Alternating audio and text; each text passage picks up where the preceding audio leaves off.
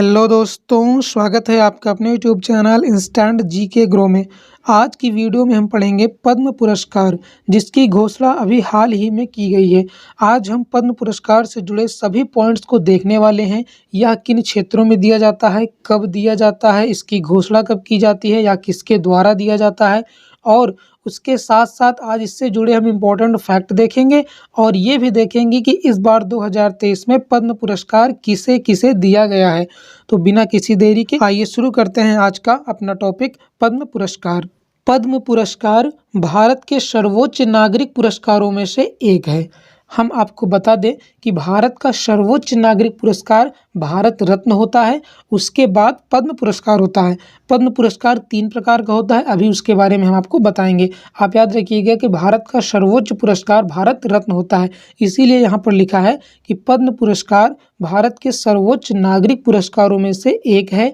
ये पुरस्कार विभिन्न क्षेत्रों जैसे कला, समाज सेवा, लोक कार्य, विज्ञान, इंजीनियरिंग, चिकित्सा, व्यापार और उद्योग, साहित्य और शिक्षा, सिविल सेवा आदि के संबंध में प्रदान किए जाते हैं।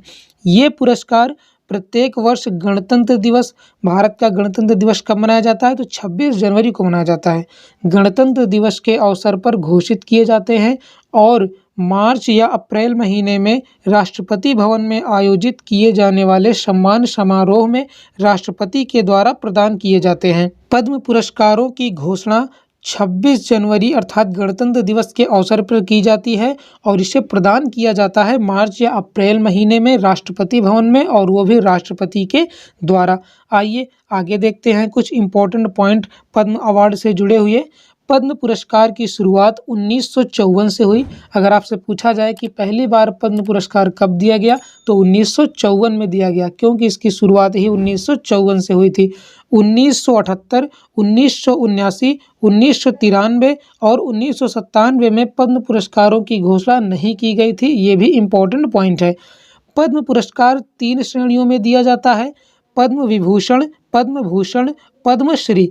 सबसे बड़ा होता है पद्म विभूषण।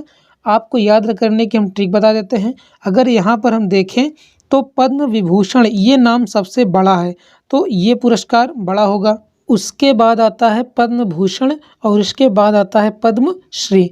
तो कभी कभी एग्जाम में इन्हें क्रम से लिखने के लिए आ जाता है या इनका क्रम पूछा जाता है कि इनका घटते हुए क्रम में बताइए कि सबसे बड़ा पुरस्कार कौन सा होता है, उसके बाद कौन सा पुरस्कार होता है। तो सबसे बड़ा पुरस्कार भारत का होता है भारत रत्न, सबसे बड़ा नागरिक पुरस्कार भारत रत्न होता है।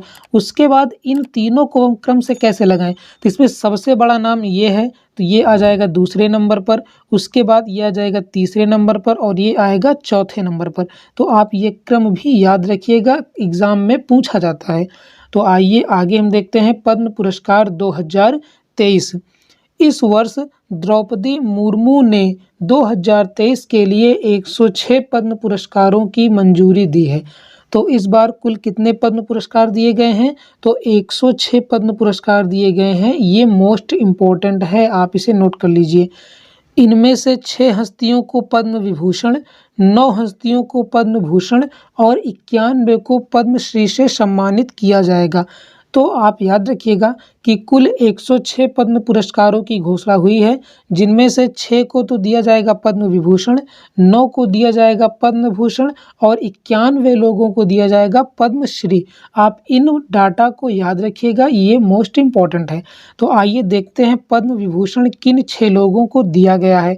तो पद्म विभूषण तो 6 लोगों को दिया गया है, आप इसे तो याद ही कर लीजिए किसे किसे दिया गया है। आइए देखते हैं। तो नंबर 1 है बाल कृष्ण दोषी, इनको मरणोपरांत दिया गया है अर्थात इनकी मृत्यु के बाद दिया गया है। और इनको किस क्षेत्र के लिए दिया गया है तो आर्किटेक्चर अर्थात वास्तुकला के लिए दिया गया है और ये गुजरात के हैं। नंबर 2 पर आते हैं दिलीप महाल नाबिश, इन्हें भी मरणोपरांत दिया गया है। इनको चिकित्सा के क्षेत्र में दिया गया है और ये पश्चिम बंगाल के रहने वाले हैं। नंबर 3 पर आते हैं मुलायम सिंह यादव, इनको भी मरणोपरांत दिया गया है, हाल ही में इनका निधन हुआ है। इनको सामाजिक कार्य के लिए दिया गया है और ये उत्तर प्रदेश के मुख्यमंत्री भी रह चुके हैं। तो ये कहाँ के हैं? उत्तर प्रदेश के। नंबर 4 पर आते हैं जाकिर हुसैन, ये प्रसिद्ध तबला वादक हैं, आप इनके बारे में जानते होंगे। इनको कला के क्षेत्र में दिया गया है और ये महाराष्ट्र के रहने वाले हैं। नंबर 5 पर आते हैं एस कृष्णा। ये कर्नाटक के पूर्व सीएम हैं।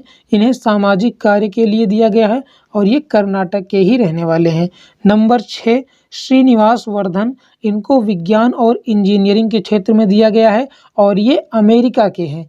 आइए आगे बढ़ते हैं, हम अपने अगला पॉइंट देखते हैं। अब हम देखते हैं पद्म भूषण पुरस्कार किन 9 लोगों को दिया गया है।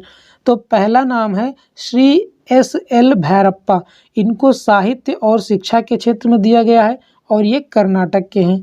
नंबर 2 पे हैं श्री कुमार मंगलम बिड़ला।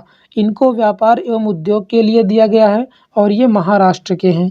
नंबर 3 श्री दीपक धर जी हैं। इनको साइंस एंड इंजीनियरिंग के लिए दिया गया है और ये महाराष्ट्र के हैं। नंबर 4 सुश्री वाणी जयराम। इनको कला के क्षेत्र में दिया गया है, ये तमिलनाडु की हैं। आइए आगे देखते हैं। उसके बाद हैं स्वामी चिन्नाजीयर। इनको अध्यात्मवाद के लिए दिया गया है और ये तेलंगाना के हैं। उसके बाद है सुश्री सुमन कल्याणपुर। इनको कला के क्षेत्र में दिया गया है और ये महाराष्ट्र की हैं। उसके बाद है श्री कपिल कपूर। इनको साहित्य एवं शिक्षा के लिए दिया गया है और ये दिल्ली के हैं। उसके बाद सुश्री सुधा मूर्ति। इन्हें सामाजिक कार्य के लिए दिया गया है और ये कर्नाटक की हैं। उसके बाद श्री कमलेश डी पटेल। इन्हें अध्यात्मवाद के लिए दिया गया है और ये तेलंगाना के हैं। तो इन 9 लोगों को पद्म भूषण से सम्मानित किया गया है 2023 में। पद्मश्री पुरस्कार कुल 91 लोगों को इस बार दिया गया है, लेकिन आपको सबके नाम नहीं याद करना है। हमने कुल 9 लोगों के नाम फिगर आउट किए हैं जो कि आपके एग्ज़ाम के लिए इम्पोर्टेंट हैं और जो आपके एग्ज़ाम में पूछे जाने की संभावना है। आइए हम उन्हें देख लेते हैं। नंबर 1 पर हैं राकेश झुनझुनवाला। इन्हें मरणोपरांत पद्मश्री दिया गया है और इन्हें व्यापार और उद्योग के क्षेत्र में दिया गया है। ये महाराष्ट्र के हैं।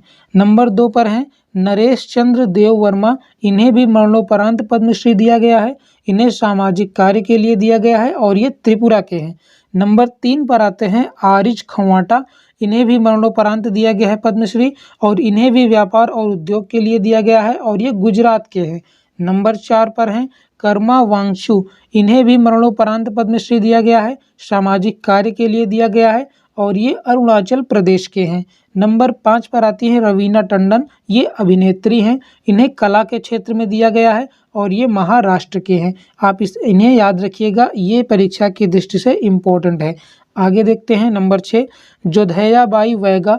इन्हें कला के क्षेत्र में दिया गया है और ये महाराष्ट्र की हैं। नंबर 7 पर आते हैं हेमचंद्र गोस्वामी। इन्हें कला के क्षेत्र में दिया गया है और ये असम के रहने वाले हैं। नंबर 8 पर हैं दिलशाद हुसैन। इन्हें कला के क्षेत्र में पद्मश्री दिया गया है और ये उत्तर प्रदेश के हैं। नंबर 9 पर हैं आनंद कुमार। ये शिक्षक हैं। इनके ऊपर एक मूवी बनी है सुपर 30। इन्हें साहित्य और शिक्षा के क्षेत्र में पद्मश्री दिया गया है और ये बिहार के हैं। आप इसे भी याद रखिएगा, ये बहुत ही फेमस शिक्षक हैं जो कि IIT की कोचिंग कराते हैं। तो आई होप यह वीडियो आपके एग्जाम के लिए बहुत ही हेल्पफुल होगी। अगर वीडियो पसंद आई हो तो वीडियो को लाइक जरूर कीजिएगा और अगर हमारे चैनल पर नए हैं तो चैनल को सब्सक्राइब करके बेल आइकन को प्रेस कर दें ताकि आने वाली सभी वीडियो की नोटिफिकेशन आपके पास पहुँच सके। तो जय हिंद। मिलते हैं हम किसी नेक्स्ट वीडियो में किसी नेक्स्ट टॉपिक पर।